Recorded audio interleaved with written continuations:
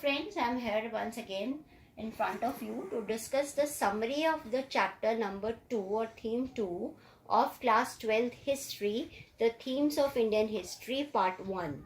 Here I'm taking the form of flowchart to summarize the entire elements present in the chapter. So first thing is kings. In this chapter we have three dynasties: Mauryan Empire, Kushanas and Gupta Empire. We have discussed in this chapter two major emperors of Mauryan Empire, that is Chandragupta Maurya and Ashoka. And from Kushana, the popular king of Kushana period, that is Kanishka. And from Gupta period, we have three major emperors: Chandragupta first, Samudragupta, Chandragupta second. These are the major empires mentioned in the chapter. But the most important thing in the chapter is the Mauryan administration. In this, we have studied king, provincial centers, samantas, and villages. Kings were the central authority, and they, with the help of 6 subcommittees, controlling the entire empire. Provincial centers, there were 4 major provincial centers of this Mauryan administration, that is Takshila, Ujjaini, Tosali and Swarnagri. Samantas were the military officials who provide the military to king at the time of war or expeditions, and village was the smallest unit of administration. In the next sheet, I am giving you about the topic information or summary, that is new notions. What is the meaning of notions? That is thoughts or ideas. As the big empire declined, small kingdom emerged as powerful. Towards south, there were Cholas, Cheras, Pandyas. In central India, there were Satavahanas and Shakas. And there is the concept of divine king. What was that? Divine king means the emperors or kings were adopting the title of Devputra, that means the son of God. And most of these titles of Devputra are adopted or were adopted by Kushanas. In this period, the society is of two types. We have rural elites. In them, we have rich people in the society. There are some evidences which proving that rich people used to live in the society besides emperors, kings or officials. There were merchants, there were bankers and there were craftsmen. Craftsmen were having guilds or shrenis. That means they were having the organizations of themselves. For example, goldsmiths were having their own guild and blacksmiths were having their own guild or shreni, and the weavers or the potters, they were having their own shrenis, and king used to demand the things accordingly through these guilds or shrenis. There were rural society, other categories also. Landless agriculture farmers who do agriculture or cultivation on the fields of small peasants or large landholders. The large landholders or small peasants are also known as Gahapatis. Gahapatis means the masters or head of the household, women, children, or the slaves or servants also.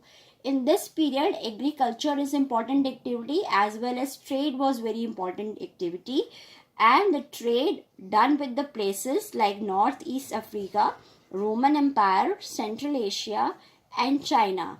And what goods we used to export? We used to export salt, stone, cloth, medicinal plants, spices like pepper.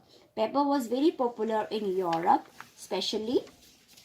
In the next sheet, we are having the information about the land grants, very important aspect of this particular period, that is land grants. Land grants were given by the kings. They are made by the kings. Why? Just to control samantas.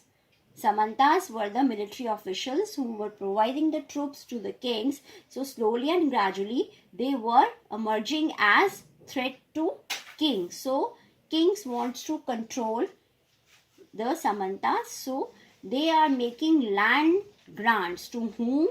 They are making these land grants to religious institutions or brahmanas. And the size of land grants are small to large fields. Through these land grants, the kings want to be popular among the masses. Why this given to religious institutions? Because religious institutions means the temples, and in temples various economic activities as well as religious activities and educational activities used to perform by the brahmanas. So they were having a special space and place in the society. So kings wants to popular through these grants. There are sources. I've told you in my PPTs also, sources are very important, and usually the question is asked in the board also. The sources are Rig Veda, that is the first Veda written by the Aryans after the Indus Valley civilization. There is Aryan period or Vedic age, and Rig Veda is written in that age. Rig Veda is there. Then we have inscriptions. We have found thousands of inscriptions during this period, especially of Ashoka, and they are already deciphered by many people, and especially James Prinsep. We have coins that was issued by every king. And they are made of different metals like silver and gold. They are also providing us the various kind of information regarding this period's kings or emperors. We have texts also. Texts, we can say the books. We have books at this period of time of various writers like Kautilya's Arthashastra. We have Maxini's Indica, and we have Jainist and Buddhist Puranic even. We have Tamil literature also available to know what is happening towards the south of India. Other than this, we have visual material that is consisting buildings, pillars, temples and statues of various rulers like Kanishka's. He was a Kushana's king.